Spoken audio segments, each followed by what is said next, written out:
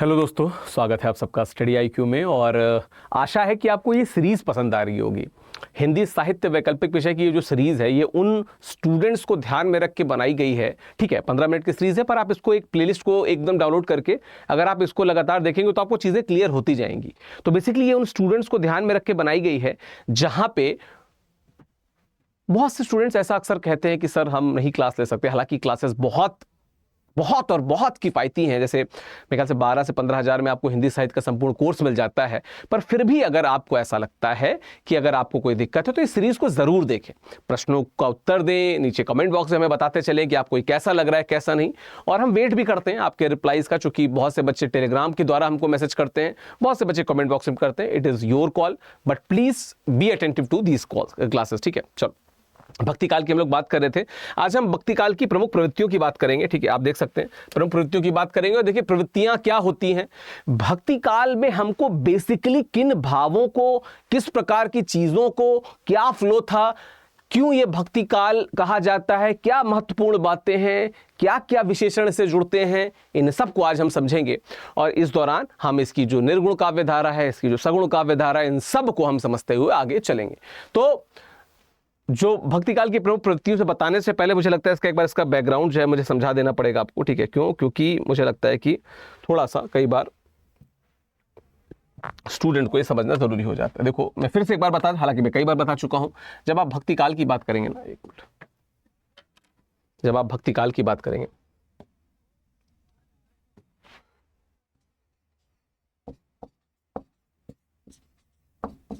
जब आप भक्ति काल की बात करते हैं तो भक्ति काल बेसिकली मैंने आपको पहले बताया कि दो प्रमुख शाखाओं में जाता है। एक है सगुण भक्ति धारा, एक है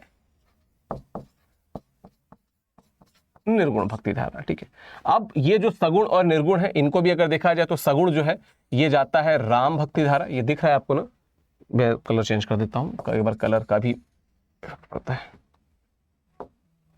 ठीक है, एक है राम भक्ति धारा और एक है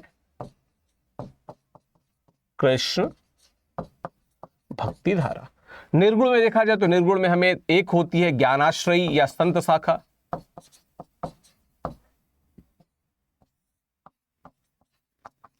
संत शाखा, और एक है प्रेमाश्रयी या सूफी शाखा। जब हम आगे बढ़ेंगे तो इनको डिटेल में तो बात करेंगे, पर अभी के लिए ये जो ग्राफिक्स होता है ना, ये मैट्रिक्स आपको एकदम क्लियर होना चाहिए कि कैसे कैसे ये आपस में बंटती हैं। खैर, तो आ जाते हैं पहले निर्गुण काव्य धारा की बात अगर करा जाए तो ईश्वर के जो निराकार स्वरूप है वो इसकी बात करते थे। देखो निर्गुण का मतलब ये नहीं है कि गुण नहीं है, गुणातीत, गुणों से बहुत ऊपर। मतलब तुम कहो कि जैसे होता है ना कि कई बार पूछा जाता है कि इनकी कुछ अच्छी बातें बताइए, अच्छी बातें वो अच्छी बातों से बहुत ऊपर है, वो हो गया गुणातीत। ठीक है, तो वो उस प्रकार के निराकार स्वरूप की बात करते थे। ईश्वर सर्वशक्तिमान है और वह कण कण में विद्यमान है। ठीक है, इसलिए वह किसी आकार के अंदर समा ही नहीं सकता। मतलब क्या, यहाँ पे जो समा ही नहीं सकता मतलब क्या, गुणातीत, गुणों से ऊपर, गुणातीत यानी कि गुणों से ऊपर। ठीक है, ज्ञानाश्रयी शाखा के कवियों में कबीर, रैदास, नानक, दादू दयाल, मलुकदास, सुंदरदास, ये सब हैं। अब इसमें से जो कबीर हैं ये आपके सिलेबस में भी हैं, यानी कि प्रश्न पत्र 2 खंड क में आपको कबीर को भी पढ़ना है। साकी सबद रमैनी जो उनका है, यानी कि जो बीजक और साखी के भी जो पहली जो 100 साखियां हैं, गुरुदेव को अंग, सुमिरन को अंग, विरह को अंग, उसमें जो पहली 100 साखियां हैं वो आपको पढ़नी है। ठीक है, प्रेमाश्रयी शाखा के अंतर्गत अब जैसे मैंने बताया कि इसमें दो हैं, जब थोड़ी देर पहले मैं बात कर रहा था, तो इसमें ज्ञानाश्रयी शाखा है, एक प्रेमाश्रयी शाखा है निर्गुण में। तो ज्ञानाश्रयी शाखा में कबीर है, प्रेमाश्रयी शाखा में आपको यहाँ पे दिख जाएंगे कुतुबन है, मंजन है, जायसी है। और जायसी आपके सिलेबस में है, जिनका जो पद्मावत अद्भुत शानदार ग्रंथ रहा। इसमें 2 खंड हैं आपके सिलेबस में, मैं कितनी बार बता चुका हूं, मुझे कमेंट बॉक्स में बताइएगा कि इसके कौन से 2 खंड आपके सिलेबस में है। ठीक है, तो प्रेमाश्रयी शाखा के अंतर्गत ये आते हैं। सूफी साधकों ने स्त्री को ईश्वर का प्रतिनिधि मानकर स्त्री को विशेष सम्मान दिया। पद्मावत बहुत बड़ा एग्जाम्पल है इसका। इनके साहित्य में 2 प्रकार की स्त्रियां चित्रित की गई हैं, एक पत्नी और दूसरी प्रेमिका। और यहां पे अगर देखा जाए तो पत्नी के रूप में आप नागमती को देख सकते हैं और प्रेमिका के रूप में आप खुद पद्मावती को देख सकते हैं, पद्मावती। ठीक है, आप इनको देख सकते हैं। ठीक, ईश्वर का जो सगुण काव्यधारा थी, इन्होंने ईश्वर के निराकार स्वरूप की बात की, इन्होंने ईश्वर के साकार स्वरूप की बात की। सामने कईयों ने तो, कईयों क्या मतलब मोस्टली ऐसे थे, जैसे खासकर मैं तुलसी और सूरदास की बात करूंगा, उन्होंने ईश्वर को नॉर्मल जो मनुष्य का रूप होता है उस रूप में देखा। वो जो गुण होते हैं, इवन जब आप सूरदास के भ्रमर गीत सार को देखेंगे या सूरदास के द्वारा श्री कृष्ण के बाल लीलाओं का वर्णन देखेंगे तो लगेगा सामने कोई बच्चा ही लीला कर रहा है। इस कारण उनको बिंबों का वात्सल्य का सम्राट भी कहा जाता है, और जिस प्रकार से मानवेचित चीजें दिखती हैं लगता है कोई मनुष्य सामने से कर रहा है। कई बार रामचरितमानस में श्री राम के द्वारा भी हमें यह देखने को मिलता है। ठीक है, ईश्वर जगत कल्याण के लिए अवतार लेता है और भक्तों के कष्टों को दूर करता है, ऐसा इनका मानना रहता है। विश्व के अवतारी रूप कृष्ण एवं रामोपासक कवियों की दो उपशाखाएं हैं यहाँ पे। कृष्णोपासक कवियों द्वारा ईश्वर के सखा, प्रेमी और बाल रूपों का वर्णन हुआ, कृष्ण की लीलाओं का गायन हुआ। अब आपको अगर इसमें देखा जाए तो आप सूरदास को जान रहे होंगे, रसखान को जान रहे होंगे, मीरा को जान रहे होंगे, बड़े एग्जाम्पल हैं इसमें। ठीक है, अगर सगुण भक्ति धारा को और आगे देखा जाए तो रामोपासक कवियों ने राम के लोक मंगलकारी को रूप की बात की। लोक मंगलकारी मतलब क्या? जो मर्यादा पुरुषोत्तम है,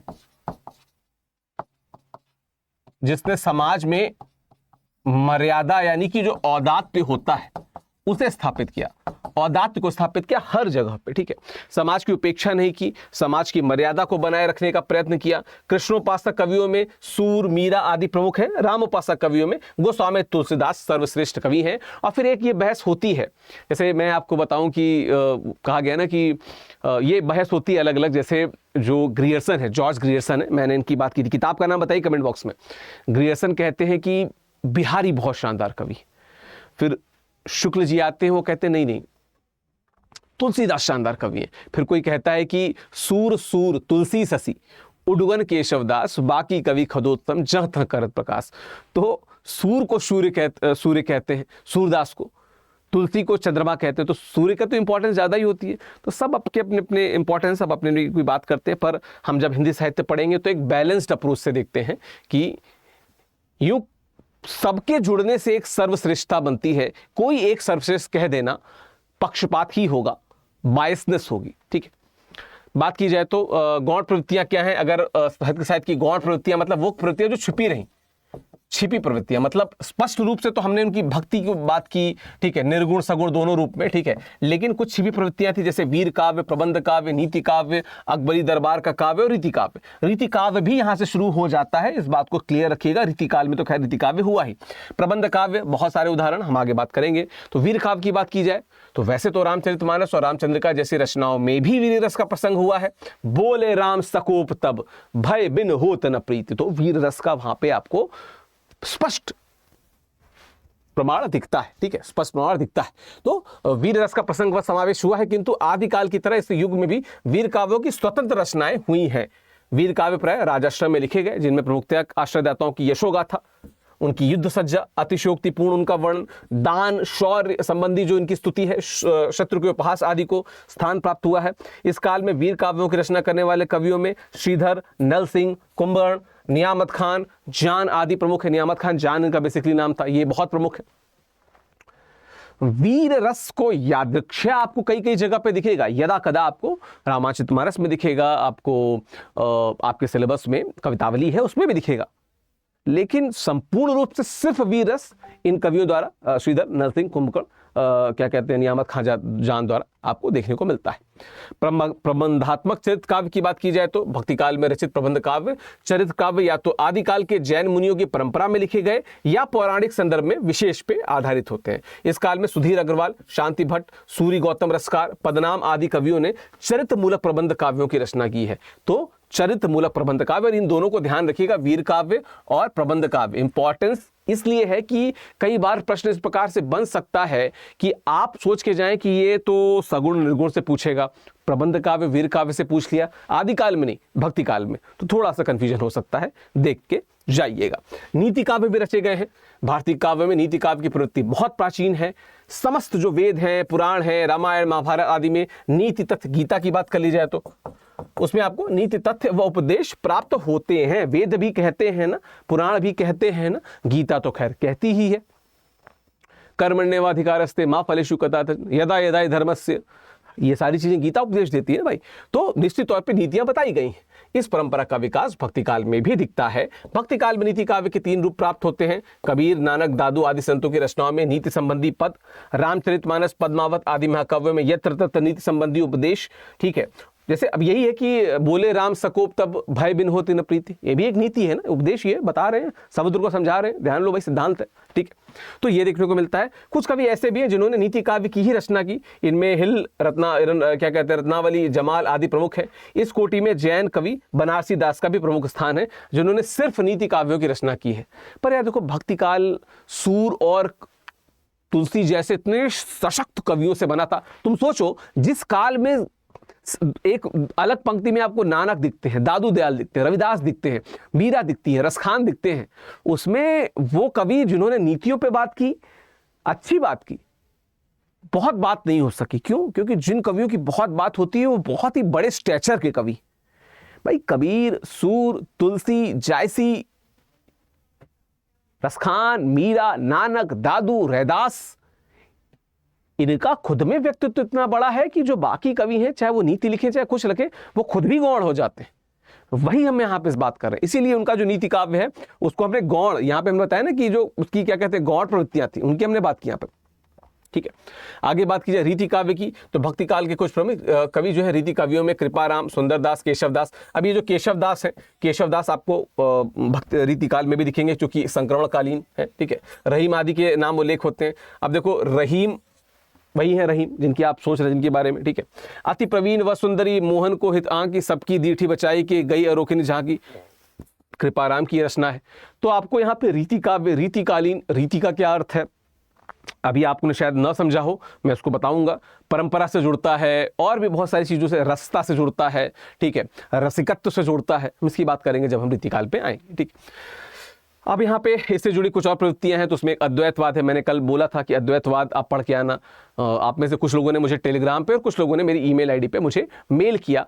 तो निश्चित तौर पे जो अद्वैतवाद है शंकराचार्य का, ठीक है, वो उसके प्रोपाउंडर हैं। ये परमार्थिक वास्तविक स्तर पे सिर्फ एक सत्ता की बात करता है, एक ब्रह्म की, अहम ब्रह्मास्मि। वो ब्रह्म क्या है? जो ज्ञान से भरा है। आप क्या है? आप अगर आत्मा के रूप में चल रहे हैं जिंदगी में, तो आप अज्ञान से भरे हैं। जब आपको ज्ञान मिलेगा आप ब्रह्म में लीन हो जाएंगे। तो जो भी व्यक्ति जिसको ज्ञान प्राप्त है वो बेसिकली ब्रह्म में मिल जाता है। शरीर से युक्त होने के कारण आत्मा अपने मूल ब्रह्म को भूल गई है, बंधन के कारण अज्ञान है, इस कारण भूल गई है। अतः मोक्ष की प्राप्ति ज्ञान के मार्ग से ही संभव हो सकती है। जैसे ही आत्मा को अहम ब्रह्मास्मि का ज्ञान मिलेगा, मतलब उसको ज्ञान मिलेगा, वो वैसे ही वह उसको मोक्ष मिल जाएगा। मोक्ष होना चाहिए, उसे मोक्ष मिल जाएगा। फिर कोई द्वैत नहीं बचेगा, अद्वैत हो जाएगा।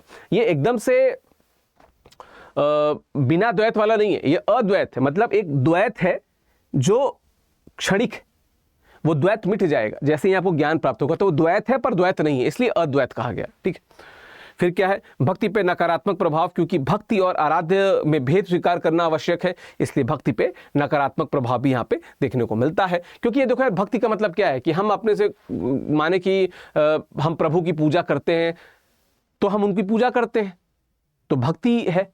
अगर हम कहें कि हम ही प्रभु बन जाएंगे तो ये नकारात्मक प्रभाव हुआ ना, तो इसी की बात यहाँ पे करते हैं। ठीक है, फिर क्या है? फिर विशिष्टाद्वैतवाद, मैंने बताया था रामानुजाचार्य, अंतिम सत्ता एक ही है लेकिन उसके अंदर द्वैत है। सजातीय भेद, विजातीय भेद को नकारते हुए स्वगत भेद, किसी वस्तु तथा उसके अंश का भेद, जैसे जैसे पेड़ होता है, जैसे पेड़ ईश्वर है, टहनी आप है, तो इस प्रकार का स्वगत भेद है, इसकी बात करते हैं। ठीक है, को स्वीकारा, ईश्वर अंशी है और आत्मा तथा जगत उसके अंश है। मतलब क्या कि ईश्वर क्या है? अगर पेड़ है तो आप क्या है? टहनी है, पत्ते हैं, फूल हैं, ये सारी चीजें हैं आप। ठीक है, मोक्ष प्राप्त करने का मार्ग ज्ञान नहीं है, क्या है? भक्ति है। और ज्ञान की क्या है? सहायक भूमिका है। लेकिन भक्ति को केवल उच्च वर्णों तक सीमित कर दिया, निम्न वर्णों के लिए प्रपत्ति मार्ग की बात की। और यहां पे थोड़ा सा इशू आ जाता है। प्रपत्ति मार्ग ही नहीं, सर्वोच्च निशावर कर दो, भगवान चाहेंगे तो तुम पे कृपा करेंगे। अब इस प्रपत्ति मार्ग पे बाद में बहुत प्रकार के आरोप लगे कि ये जातिवाद को बढ़ाता देता है, तमाम चीज। लेकिन फिर वही बात, उस समय का जो समाज था वहां पे जातिवाद एक सच्चाई थी। वहां पे हमको समाजोत्थान बहुत देखने को नहीं मिलता है। हम एनलाइटमेंट की बात करते हैं, वो एनलाइटमेंट उस समय नहीं आया था समझ में, तो बात होती है, हमको बहुत सर पे दिखेगा, गलत हो सकता है। लेकिन आप समाज को देखिए ना, जिस समाज की बात हो रही है, समाज में बहुत सारी गलत बातें थी, सती प्रथा जैसी बहुत सारी चीजें थी। खैर, विशिष्टाद्वैतवाद रामानुजाचार्य का जो है, इन्हीं के परंपरा पे रामानंद हुए, ये होगा रामानंद, ठीक है, रामानंद हुए जो कबीर के गुरु थे। और कई बार ऐसा कहा जाता है कि कबीर अपने गुरु के रूप में इसी राम की बात करते हैं, इन्हीं रामानंद की बात करते हैं जो राम को सगुण रूप में मानते थे, ठीक है, सॉरी, ये राम को सगुण रूप में मानते थे, जबकि कबीर जो थे वो निर्गुण रूप में मानते थे। लेकिन इनके जो राम थे वो सगुण थे, रामानंद के सगुण थे, इनके निर्गुण थे। लेकिन निर्गुण का मतलब क्या? गुणातीत, गुणों से ऊपर, ठीक है, ठीक है। राम निर्गुण है, सगुण राम की परंपरा को तुलसीदास ने आगे बढ़ाया, तुलसीदास ने सगुण राम की परंपरा को बढ़ाया। फिर अगला शुद्धाद्वैतवाद वल्लभाचार्य, आचार्य जो सूरदास थे वो इनके शिष्य थे। और वल्लभाचार्य की बात करूंगा तो विट्ठलनाथ की बात भी होगी, विट्ठलनाथ की बात होगी तो उनके पुत्र की बात भी होगी। वो पुत्र जिनका नाम आप कमेंट बॉक्स में बताएंगे, क्योंकि शुरुआत में मैं बता चुका हूं, जिन्होंने 84 वैष्णवन की वार्ता, 252 वैष्णव वार्ता की वार्ता लिखा हुआ है। तात्विक रूप से अद्वैतवादी है ये जो शुद्धाद्वैतवाद है। ये सच्चिदानंद की बात करता है, तो कहता है कि जो सृष्टि है वो सत्य, चित्त और आनंद से मिली है और ईश्वर तीनों गुणों की समग्र सत्ता है। मतलब ईश्वर क्या है? जिसमें सत्य भी है, चित्त भी, आनंद भी है। कुछ चीजें सत्य होंगी, कुछ चीजें सच्चित होंगी, कुछ चीजें सच्चिदानंद होंगी। जब आप सच्चिदानंद हो जाओगे तो आप ईश्वर को प्राप्त हो जाओगे, वही ईश्वर है। विष्णु भक्ति को मोक्ष का साधन बताया, लेकिन कृष्ण भक्ति को ज्यादा फोकस किया। सूर के गुरु, सूर है कि काहे कि ज्ञात हो, क्योंकि सूरदास निरी भाव के। एक्चुअली वल्लभाचार्य ने कहा कि अंधे हो तो काहे कि ज्ञात रहे हो, तुम अपनी आंखों से देखो ईश्वर को। ये जो एक जैसे आज भी देखो ना कि कोई अंधा हो जाता है या कोई व्यक्ति जिसको हम लोग दिव्यांग कहते हैं, तो वो लोग एक ही लोग सोच लेते हैं कि वो बस ट्रेन में भीख मांगेगा। पर जो लोग जिनकी आंखें नहीं, उन्होंने क्या क्या चमत्कार किए हैं। स्टैंड अप, अभी आप रिसेंट एग्जांपल देख लो, स्टैंड अप कॉमेडी लोग कर रहे हैं। कितने बड़े बड़े प्रोफेसर्स हुए, कितने बड़े बड़े वैज्ञानिक हुए, आंखें नहीं थी। कितने बड़े बड़े गायक हुए, कितने बड़े बड़े म्यूजिक डायरेक्टर्स हुए। बट एक ही चीज की घिघियाना नहीं। तो यहीं पे वल्लभाचार्य टोकते हैं कि सूर्य है कि गाय घिघियात हो, अपने अंदर की आंखों से कृष्ण को देखो और वर्णन करो। और फिर तो इतिहास रच गया, हम सबको पता है। क्योंकि सूरदास जो थे वो निरी बहाने से भक्ति करते थे, उन्होंने कहा, और उसके बाद उनकी जिंदगी बदल गई। फिर आ जाता है सूफीज्म, सूफी दर्शन। तात्विक रूप से अद्वैतवाद ही है। संपूर्ण सृष्टि 3 गुणों से निर्मित है, नहीं ये गलत है, ये गलत, सूफी दर्शन का यहाँ पे गलत आ गया, इसको गलत कर देते हैं। मैं उसको समझा देता हूँ। सूफी दर्शन ये मेरा टेलीग्राम चैनल है, आप इसे जुड़ सकते हैं, लेकिन मैं आपको यहाँ पे समझा देता हूँ। शायद जिन्होंने पीपीटी बनाई उन्होंने कुछ चीज़ों का ध्यान नहीं रखा, मैं सूफी दर्शन समझा देता हूँ। हमने जब अल्लाह की बात की थी ना, अल्लाह की बात की थी, ठीक है, तो अल्लाह की बात की थी, तो उसमें हमने प्रेम मूलक उनका दृष्टांत कभी नहीं देखा था। तो सूफीज्म आता है तो ये बात करता है किसका? प्रेम मूलक खुदा की बात करता है। प्रेम मूलक, जिसके दिल में प्रेम के लिए जगह है, या जिसके दिल में प्रेम का एक दरवाजा है, ठीक है। और यहां से फिर बात आती है तसव्वुफ की, यहां से बात आती है तसव्वुफ की। तसव्वुफ यानी कि मैं बता चुका हूं पिछले क्लास में, इश्क ए मजाजी से इश्क ए हकीकी का जो सफर है, ये क्या है? ये है तसव्वुफ। इसकी बात करते हैं कौन? सूफी जो जितने भी आपको कवि दिखेंगे वो इसी तसव्वुफ की बात करते हैं। बेसिकली क्या है? किसी के प्यार में इतना डूब जाओ कि भगवान को प्राप्त हो जाओ, या अगर किसी के प्यार में इतना ज्यादा हो जाओ कि खुद ही भगवान हो जाओ। और वो प्यार के द्वारा उस ईश्वर की प्राप्ति की बात करते हैं, प्यार के द्वारा उस ईश्वर की प्राप्ति की बात करते हैं तसव्वुफ की, जब हम लोग बात करते हैं।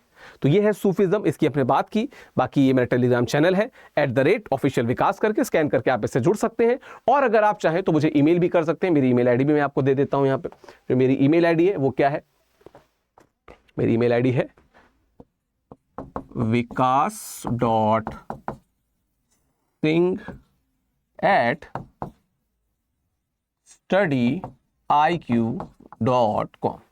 ये हमारी ईमेल आईडी है, जिससे आप यहाँ पे जुड़ सकते हैं। आप इसमें मेल कर सकते हैं। आप स्टडी IQ के ऑप्शनल हिंदी साहित्य से जुड़ना चाहते हैं तो भी आप क्या कहते हैं, हमारी वेबसाइट से जाके जुड़ सकते हैं। समय समय पे ऑफर आते रहते हैं, आप ऑफर्स को भी चेक करते रहिए। जब आपको लगे कि आपको अब ऑप्शनल ज्वाइन कर लेना चाहिए, जैसे 2026 के जो बच्चे प्रिपरेशन कर उनको ज्वाइन कर ही लेना चाहिए, तो आप इस मेल पे मेल करके मुझसे जुड़ सकते हैं। जो मैक्सिमम ऑफर्स हो सकते हैं मैं आपको कोशिश करूँगा आपको प्रोवाइड कराऊँ। बाकी हिंदी साहित्य पढ़ते रहिए यार, बहुत अच्छा विषय है, ठीक है। सफलता का एक बहुत बड़ा केंद्र रहा हिंदी साहित्य। तो अगर आप जुड़ना चाहते हैं तो मैंने आपको तरीका बता दिया। बाकी ऑल द बेस्ट, आपका दिन शुभ हो। Thank you.